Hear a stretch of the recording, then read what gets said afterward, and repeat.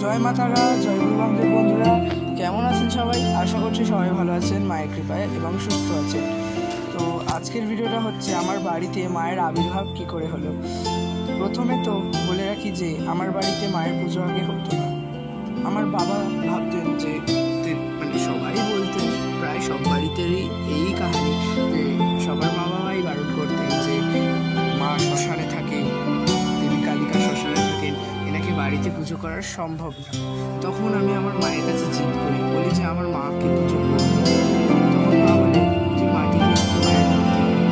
আমি সেই অনুযায়ী মায়ের একটি মাটির মূর্তি বানাই। সেই মূর্তি আমি পুজো করি প্রায় 4 বছর। 4 বছর পুজো করার পর মাকে জন্মদিনে জেদ করায়। মা জন্মদিনের দিন আমার একটি পাথরে দেবী মূর্তি কিনে এনে দেয়। সেই দেবী মূর্তি আমি পুজো করলাম আরও 5 বছর। 5 বছর পুজো করার পর আপনারা হয়তো সেই পাথরের মূর্তি আমার ইউটিউব চ্যানেলে বা ভিডিওর মাধ্যমে দেখেছেন। আর আমার যে রূপোর মূর্তিটি এখন আপনারা দেখেন সেটি কিন্তু 1 বছরও হয়নি। তো এইভাবেই ঠিক আমার বাড়ির মা আমার কাছে এসেছিলেন। আমার অনেকবার মা আমাকে স্বপ্নাদেশও দিয়েছিলেন যে আমাকে ভালোভাবে প্রতিষ্ঠা কর।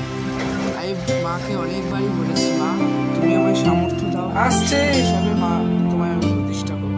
মা সেইভাবে আমাকে সামর্থ্য দিয়েছেন, সেইভাবে মাকে আমি প্রতিষ্ঠা করতে পেরেছি।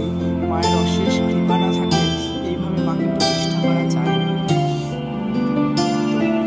তো আপনারা জানলেন, শুনলেন কীভাবে আমার বাড়িতে আমার মা প্রতিষ্ঠিত হয়েছে। মায়ের কিন্তু এত বড় সিংহাসন ছিল না, মায়ের ছিল একটি ছোট্ট সোলার সিংহাসন।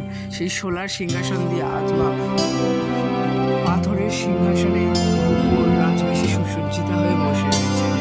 মা তারপর যখন মা প্রতিষ্ঠিত হয়ে গেলেন, তারপরে আমি আমার বাড়িতে জগন্নাথ মহাপ্রভুকেও প্রতিষ্ঠিত করলাম একই সাথে মায়ের কাছে। কারণ মায়ের আরেক নাম কৃষ্ণকালী, যেহি কৃষ্ণ তেহি কালী, কোনো ভিন্নতা নেই। তাই প্রভু জগন্নাথও অধিষ্ঠান করেন মায়ের পাশে, আমার মাও অধিষ্ঠান করেন, বাবা চন্দ্রচূড় ভৈরবও অধিষ্ঠান করেন। আমার কাছে জাগার অভাবে আমি গুরু বামদেবের প্রতিমা রাখতে পারি না, কিন্তু বাবাকে আমি মন দিয়ে পুজো করি।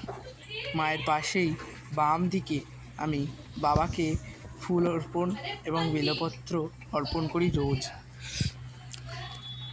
তো যদি কোনো ভুল ত্রুটি হয়ে থাকে আপনারা নিজকে সন্তান মনে করে আমায় ক্ষমা করে দেবেন। জয় মা তারা, জয় গুরু বামদেব। জয় মা তারা, জয় গুরু বামদেব। মায়ের নিত্য পুজো কী করে করি সেই ভিডিও হয়তো আপনাদের সাথে পরে কখনো শেয়ার করব।